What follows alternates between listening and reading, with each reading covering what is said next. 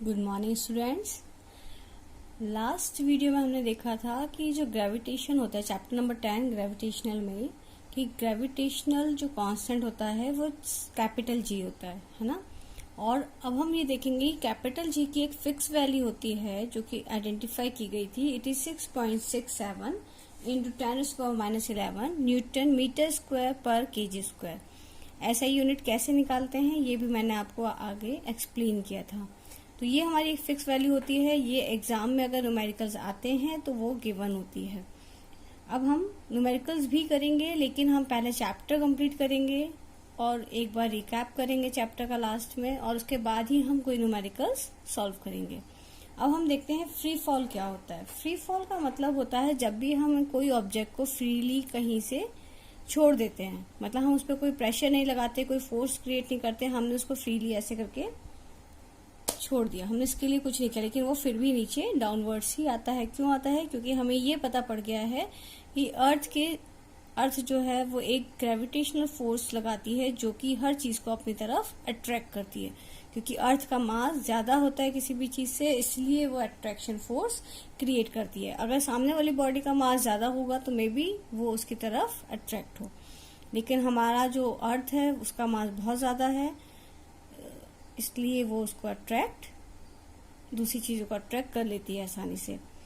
अब हमारे पास एक लाइन आती है फ्री फॉल के लिए। The free fall of a body from a height towards the earth under the gravitational force of earth is called free fall.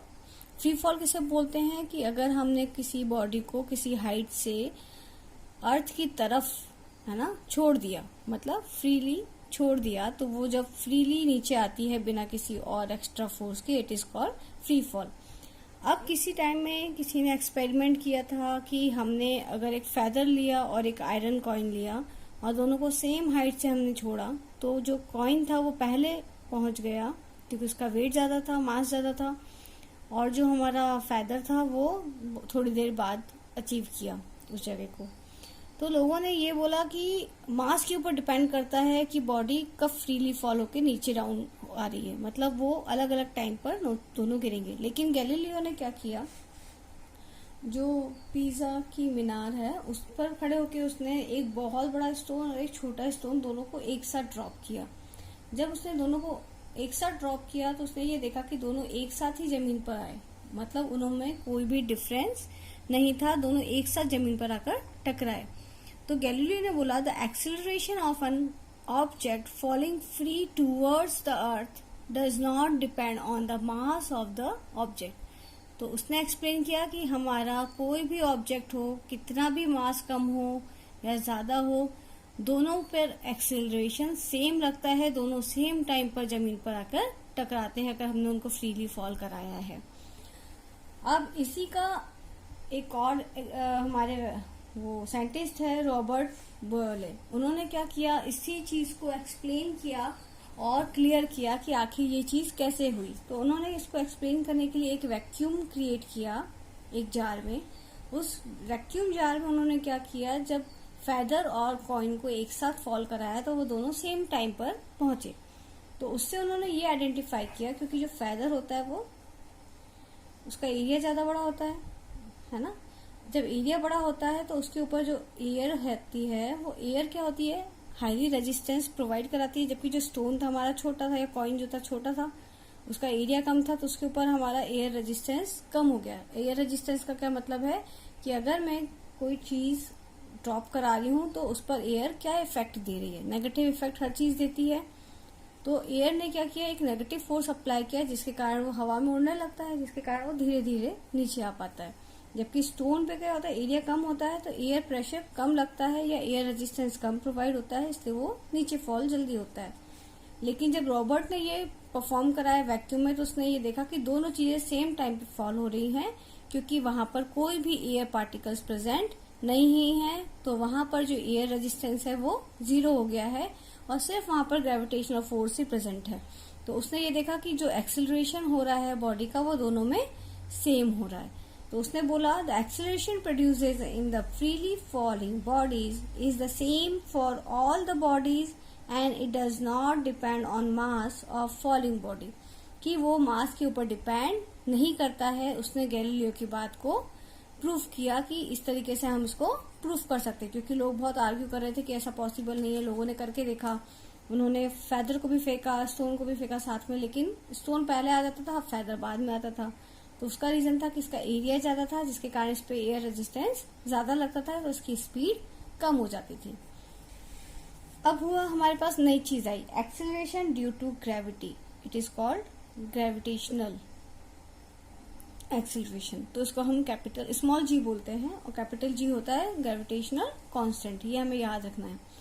अब हमारा जब भी कोई नीचे बॉडी आ रही है तो किसी वेलोसिटी से आ रही होगी, तो उसकी वेलोसिटी में जो चेंजेस होते हैं, जैसे जैसे वो अर्थ के पास आती जाती है तो उसकी वेलोसिटी में जो चेंजेस होती है, यहाँ पे मान लो u थी, यहाँ पे u1 हुई, यहाँ पे u2 हुई, यहाँ पे v1 हुई, v2 हुई, इस तरीके से उसकी वेलोसिटी बार बार चेंज होती है। तो जो इसकी वेलोसिटी चेंज होती है हमारे अर्थ पे, जब भी कोई चीज गिरती है तो उसकी जब वेलोसिटी चेंज होती है, तो उन्होंने ये फाइंड आउट किया कि उसकी जो वेलोसिटी चेंज हो रही है वो हमेशा 9.8 मीटर पर सेकेंड से ही पर सेकेंड चेंज हो रही है। हर एक सेकेंड में 9.8 मीटर जिसकी वेलोसिटी है 9.8 मीटर पर सेकेंड से चेंज हो रही है हर एक सेकेंड में। तो हर एक सेकेंड में अगर हमने निकाला तो हर एक पर सेकेंड कितना हो गया, 9.8 मीटर पर सेकेंड स्क्वायर से ही वो चेंज होती है। तो the uniform acceleration produced in a freely falling body due to the gravitational force of the earth is known as acceleration due to gravity. जब भी हम कोई फ्री फॉल कराएंगे किसी भी बॉडी में या ऑब्जेक्ट में, तो उसमें एक यूनिफॉर्म एक्सेलरेशन प्रोड्यूस होता है जो कि अर्थ के ग्रेविटेशनल फोर्स के कारण प्रोड्यूस होता है। उसको हम बोलते हैं acceleration due to gravity. It is small g से डिनोट करते हैं और उसकी वैल्यू होती है constant 9.8 metre per second square. ठीक है, अब हमने ये वैल्यू कैसे निकाली वो अभी हम देख लेते हैं। So now we are going to calculate the acceleration due to gravity. How we are going to calculate it, है ना? First, we have one formula, universal law of gravitation. It is small g m into m r square. We have read this force product of mass upon distance का square. ठीक है, तो अब हमने क्या बोला है कि जो हमारी रेड आर है, जो डिस्टेंस हमारी है, अगर हम अर्थ की बात करेंगे तो हमने उसको काउंट किया है इस अर्थ की रेडियस के बराबर। यहाँ पे मान लो मेरा कोई स्टोन है, बहुत ज्यादा दूर नहीं है, 2 किलोमीटर या 2 या 1 किलोमीटर। तो अगर हम उसको रेडियस से कंपेयर करें, अर्थ की रेडियस से कंपेयर करें, तो वो बहुत ही नेग्लिजिबल होगा, इसलिए हम उसको काउंट नहीं करेंगे। हम हमेशा जब भी डिस्टेंस लेंगे तो रेडियस को ही लेंगे। तो हमने बोला कि आर को हमने क्या बोल दिया है, डिस्टेंस को रेडियस ऑफ अर्थ, क्योंकि हमने जो इन दोनों का डिस्टेंस है, यहाँ से लेके यहाँ तक का जो डिस्टेंस है वो बहुत ही कम है, इसलिए हमने उसको माना कि अगर ये डिस्टेंस बहुत कम है तो हम उसको नेग्लिजिबल मान सकते हैं और हम इसको डायरेक्ट सेंटर से या रेडियस से कनेक्ट कर सकते हैं। तो हमने इसकी वैल्यू दे दी आर स्क्वायर। ठीक है, अब हमें पता है a force extract by earth produces acceleration in the stone due to which the stone moves downwards as we know that F is equal to m। हमें भी पता है कि जब भी हम कोई एक्सेलरेशन या फोर्स निकालते हैं, चाहे वो स्टोन के ऊपर हो या कोई भी ऑब्जेक्ट हो हमारा, जब वो डाउनवर्ड्स आ रहा है तो हमारे ऊपर उस बॉडी के ऊपर एक फोर्स लगेगा, स्टोन के ऊपर एक फोर्स प्रोवाइड होगा और वो जो फोर्स होगा वो क्या होगा, मास इनटू एक्सेलरेशन होगा। और हम बोल सकते हैं कि एक्सेलरेशन इज इक्वल टू होता है फोर्स अपॉन मास। तो ये हमारी इक्वेशन नंबर 1 थी, ये हमारी इक्वेशन नंबर 2 हो गई।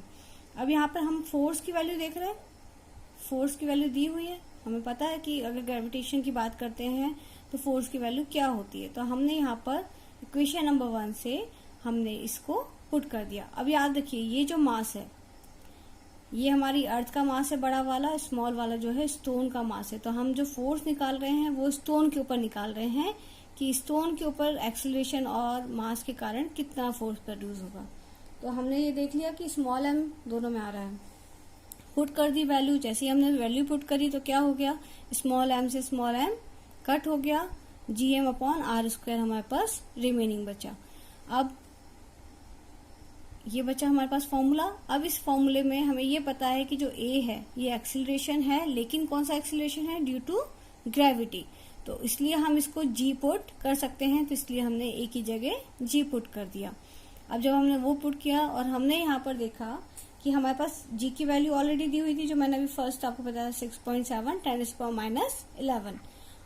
हमें अर्थ का मास पता है 6 × 10⁻24 kg होता है, और रेडियस हमें अर्थ की पता है 6.4 × 10⁻6 का स्क्वायर होती है। जब हम इस पूरे को कैलकुलेट कर लेंगे तो हमारे पास जी की वैल्यू आएगी 9.8 मीटर पर सेकेंड स्क्वायर। मतलब ये हमारा फिक्स हो गया कि जी की वैल्यू क्या होती है। अब हमें इसमें कोई कंफ्यूजन नहीं होना चाहिए, कहीं कहीं पर हम इसको इजिकल टू या ऑलमोस्ट इजिकल टू 10 मीटर पर स्क्वायर भी लिख सकते हैं, अगर हमें गिवन में नहीं दिया हुआ है। अगर हमें याद है 9.8 मीटर पर सेकेंड स्क्वायर, तो हमें वही लेना है, और कहीं कहीं पर हम इसको 10 मीटर पर सेकेंड स्क्वायर भी लेते हैं। अब इस फॉर्मूले से हमें एक चीज समझ में आई है, ये वाला है ना। इस फॉर्मूले से हमें चीज समझ में आई कि जो जी होता है वो कभी भी उस जो मतलब अर्थ का मास है उस पर डिपेंड करेगा, लेकिन जो ऑब्जेक्ट का मास है उसके ऊपर डिपेंड नहीं करेगा, क्योंकि कहीं पर भी उसमें स्मॉल m की वैल्यू नहीं आ रही, क्योंकि वो आपस में कट आउट हो गए थे।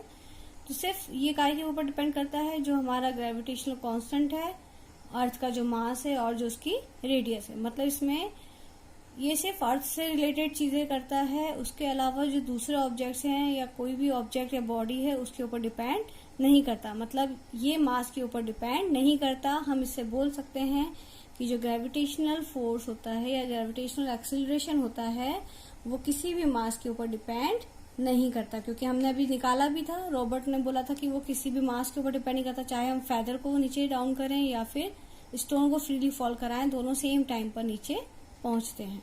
ठीक है, मतलब वो बॉडी के मास के ऊपर डिपेंड नहीं करता। अब हम देखते हैं वेरिएशन ऑफ जी क्या होता है। अभी हमें अर्थ का वेट, हम सब बोलते हैं कि अर्थ राउंड है, सर्कल शेप है, लेकिन वो सर्कल नहीं है, वो स्फेरिकल शेप है, जो कि कुछ इस तरीके से दिखती है ना। मतलब हमारे पास 2 नॉर्थ और साउथ पोल्स हैं, और जो बाकी 2 बचे हुए हैं वो इक्वेटर्स कहलाते हैं। तो इक्वेटर्स जो होते हैं वो थोड़े से ज्यादा लंबे होते हैं, मतलब उनका डिस्टेंस आपस में दूर दूर होता है, जबकि पोल्स जो होते हैं वो पास पास होते हैं। जैसे अगर मैं अच्छे से बना लेती हूँ एक बार और,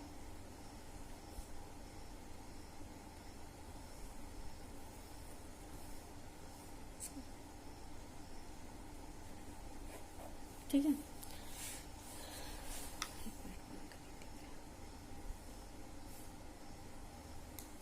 ये है ना, तो ये डिस्टेंस हमारा ज्यादा हो गया, ये हमारे हो गए इक्वेटर्स, और ये जो आपस में है ये पोल्स हो गए। अब हमने यहाँ देखा जो पोल्स होते हैं वो पोल्स का डिस्टेंस बहुत कम है आपस में, और जबकि इक्वेटर्स का आपस में डिस्टेंस ज्यादा है।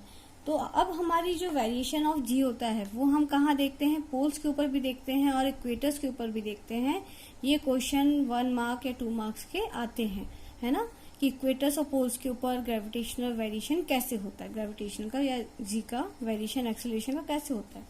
तो हमें पता है फॉर्मूला कि जो जी होता है वो होता है gm/r² के बराबर। मतलब डिस्टेंस पे डिपेंड करता है, मास तो अर्थ का चेंज होगा नहीं हमारा हर जगह पर जाकर, मास तो जो हमारी अर्थ है उसका सेम ही रहेगा चाहे आप किसी भी पॉइंट पर रहें। तो जो हमारा जी है हमने ये माना वो इनवर्सली प्रोपोर्शनल हो गया उस चीज की डिस्टेंस के।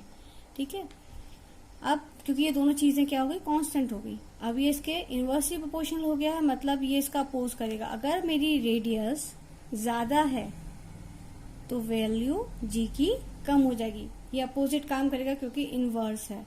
और अगर हमारी वैल्यू ऑफ आर की वैल्यू कम हो गई तो जी की वैल्यू इंक्रीज हो जाएगी। कैसे होगी वो देखते हैं।